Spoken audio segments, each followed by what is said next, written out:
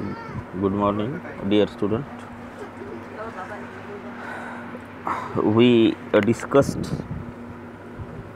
cup of tea, the brief information about the author, about the story in last video, and today we are going to discuss the main text of this particular story, A Cup of Tea, written by Catherine Mansfield. So I am going to start. I think I have sent you the PDF of this particular story. You might have gone through, I think so. Rosemary Fell is the name of the main character of this particular story. Rosemary Fell was not exactly beautiful. No, you couldn't have called her beautiful. Pretty well, if you took her to pieces. But why be so cruel as to take anyone to pieces?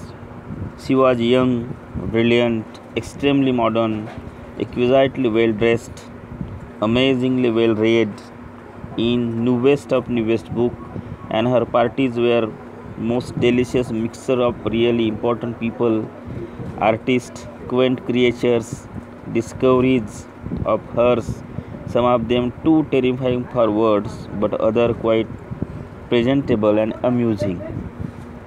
This is short description about the main character Rosemary Fell. So we get some glimpses of her character while reading this particular paragraph. So Rosemary Fell was not exactly beautiful. What does it mean? When we go ahead and read about her, so she was young, brilliant, extremely modern, extremely well dressed. These are all characters that we generally find in beautiful ladies. So why Catherine Mansfield is not calling her exactly beautiful? She call her pretty. For that, the author suggests us, if you took her to pieces, it doesn't mean that we have to cut her into pieces and examine whether she is really beautiful or not. It is not used in that sense. If you took her to pieces means we have to examine her very we can see exactly keeping in mind her all features, her nature, her likes and dislikes, her way of behaving, her way of treating other. These are all the character any person has. If we examine that particular character about Rosemary Fell, we will come to know that she is not exactly beautiful. Dear student, you might have got the idea about the term beautiful. In general, beautiful means, it doesn't mean that that particular lady is having the fair face and having the good looks and having good physique. It doesn't mean that that particular lady is so beautiful. If we are calling some ladies as beautiful, it means that that particular lady is as beautiful as we see her outside. In the same way, she should be so beautiful as we examine her inner we can say inner self. It means that that particular lady should have the good qualities, inner qualities, I would say. So as far as this particular character Rosemary Fell is concerned, so she looks very pretty as we observe her outside physique. But when we get into her inner psyche, we will come to know the more shortness of her characters. That's why the author is telling us that she was not exactly beautiful. We can call her pretty. Well, if you look her to pieces, it means if we examine her minutely.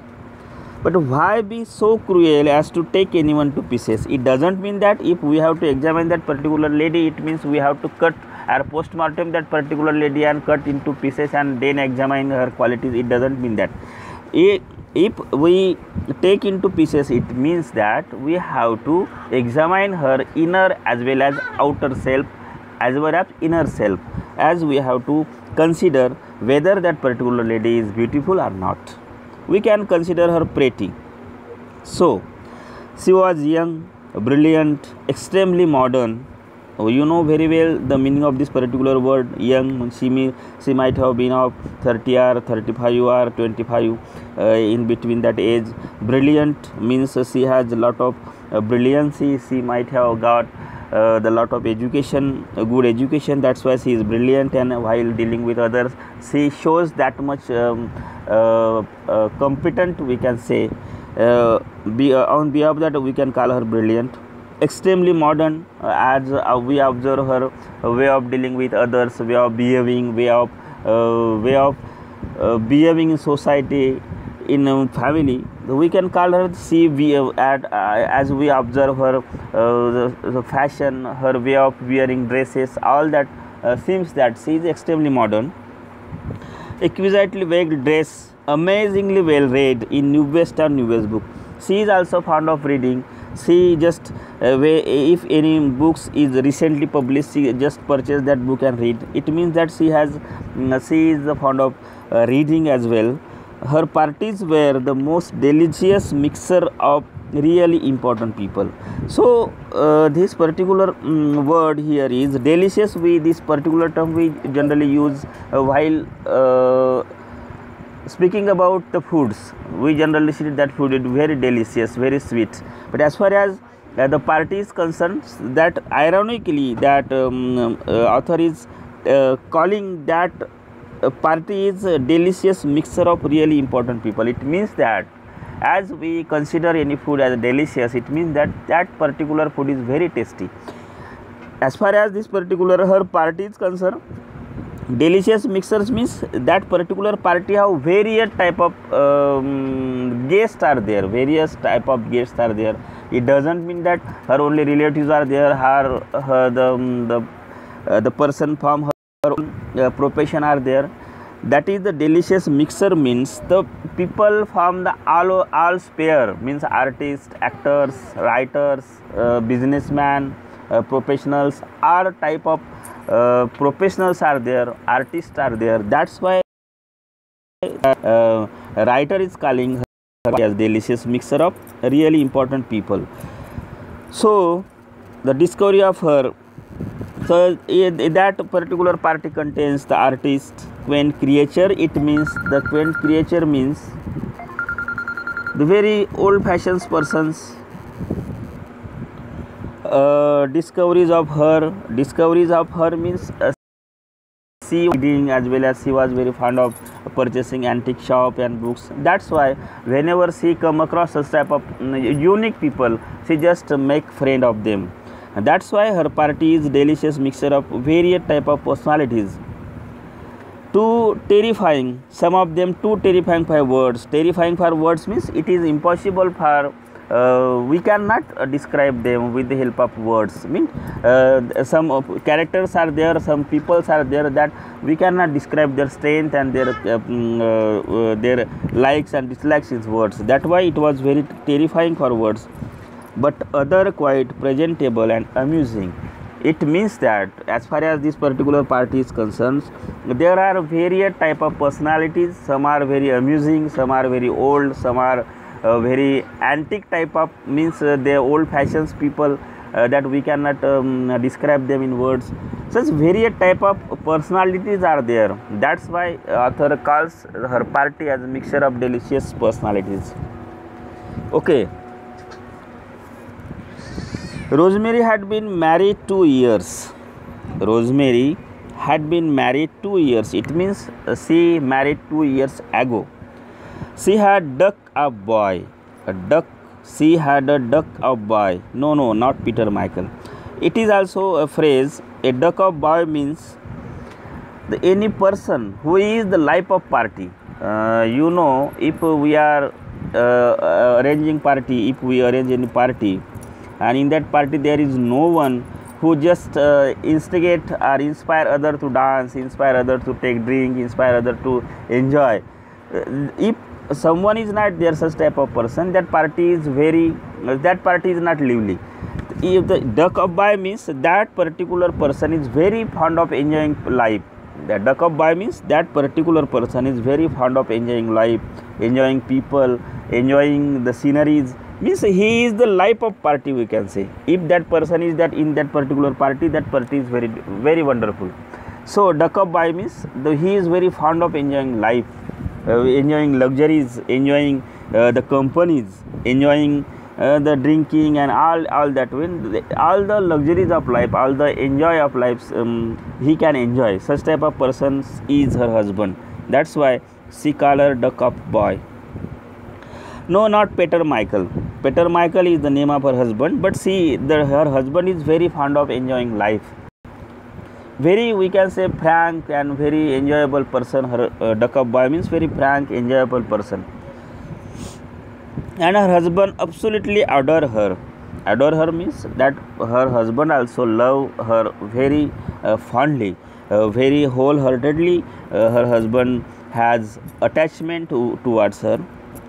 They were rich as far as their familial background is concerned. They were rich, really rich, not just comparatively well off. Not just comparatively well off means if as far as we consider the middle class families, they just comparatively well off means they just comparatively makes both end meet. Means they can lead their life with having the necessary things in their life. But as far as rich is concerned, they have the lot of money to buy each and everything that is not needed, that is very luxurious life they can enjoy. Rich people means they have the money beyond their necessity, and as far as the comparatively up means we have that much money that we can satisfy our needs, that we can satisfy, that we can just maintain our family, just we can lead up our family with the help of that money. That much money we have, but not more than that. But as far as rich is concerned, they have more and more money beyond their necessity. Not comparatively well off, just which is odious and stuffy and sound like one's grandparents. One's grandparents means, it means that if we observe the middle class families, we will come to know that in our middle class family, the more and more trace have been given on the saving, and if we extravagantly spend on something, the grandparents also scold us. But as far as rich families are concerned, there is no scarcity of money, there is no shortages of money. They can enjoy each and everything in this whole world. Such families are called rich families. And Rosemary Pale, the family of Rosemary Pale was one of the rich family. Her family was very rich. But if Rosemary wanted to shop, Rosemary wanted to shop, she would go to Paris as you and I would go to Bond Street. Dear student, Bond Street is very fashionable, we can say very Bond Street is the road in London, and we can get the lot of thing there. But if we want to, you and I means the common people, we will go to Bond Street. As far as England is concerned, as far as the background of this particular story is concerned, with this setup, the background of the story is England, as particularly London. The Bond Street is in London, but though Rosemary lives in London, but if she wanted to shop, she will go to Paris. Means she has that much money that she want to just spend it.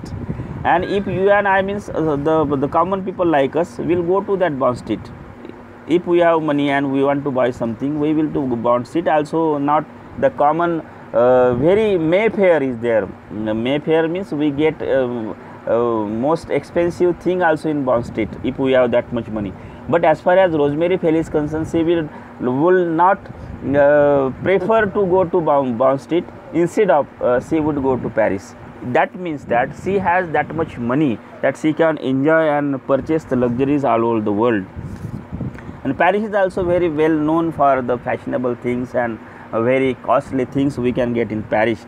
That's why if anyone wants to enjoy the life, luxuries of the life, we can go to Paris. We can spend extravagantly there without worrying about the money. If we have that much money, you have to go to Paris. But common people living in London will go to Bond Street. But as far as Rosemary Fail is concerned, she would go to Paris. It means that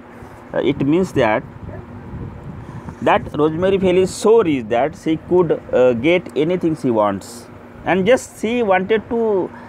She doesn't want to compromise with her wishes and desires. If she wants Paris, she would go to Paris.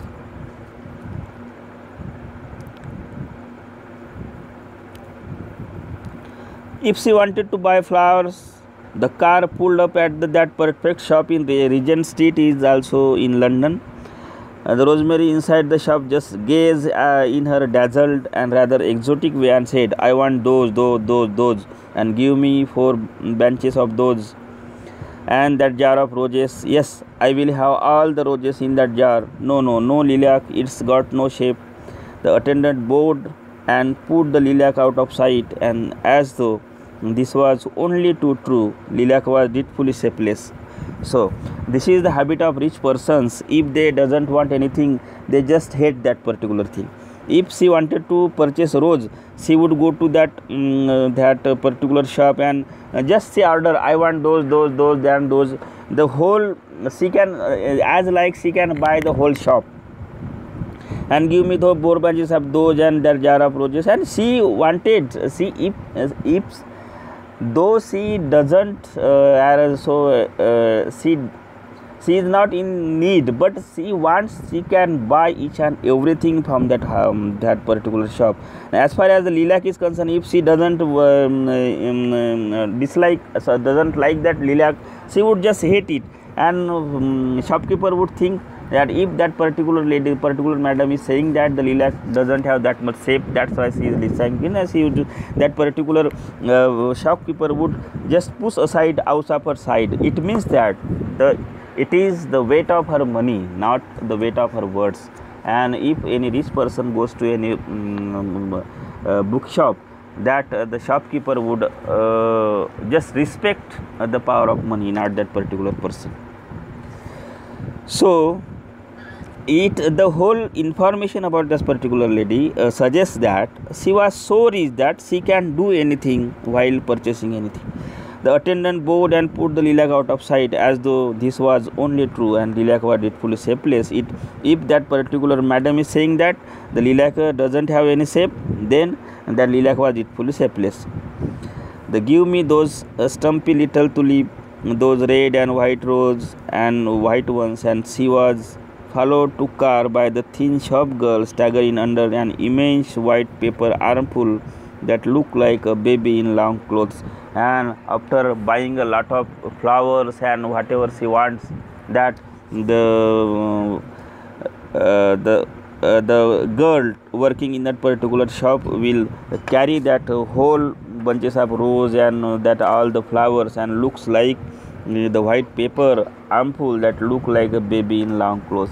So type of a brief description about her behavior has been given in this 2 paragraph. The remaining portion, the remaining story, we will discuss tomorrow. Thank you.